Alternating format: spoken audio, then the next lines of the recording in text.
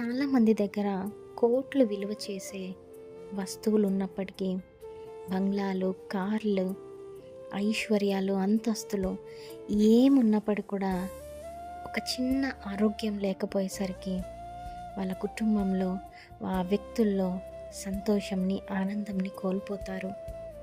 మరి ప్రతిరోజు luxurious life lead చేస్తూ ఉంటారు.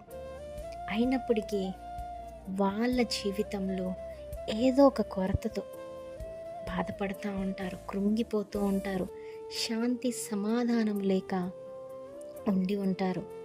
అదే చూడండి, కొంతమందిని చిన్న చిన్న కుటుంబాలలో, చిన్న చిన్న ఇంటిలో మరి ఎటువంటి ప్రాపర్టీస్, ఎటువంటి ఐశ్వర్యం లేకున్నప్పటికీ కూడా, పచ్చడి మెతుకులు తిన్నప్పటికి కూడా చాలా సంతోషముగా ఉంటారు.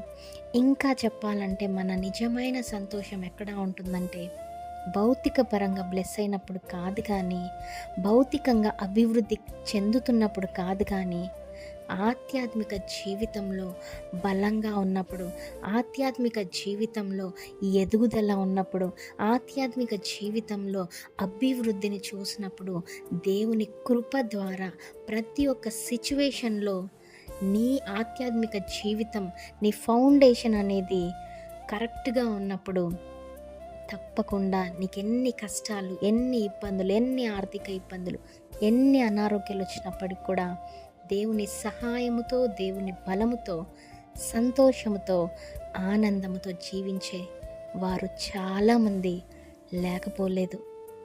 ఈ వాగ్దానంని నమ్మండి, విశ్వసించండి. మన సంతోషము, మన ఆనందము క్రీస్తు మనలో ఉంటే మాత్రమే వస్తుందని గమనించండి.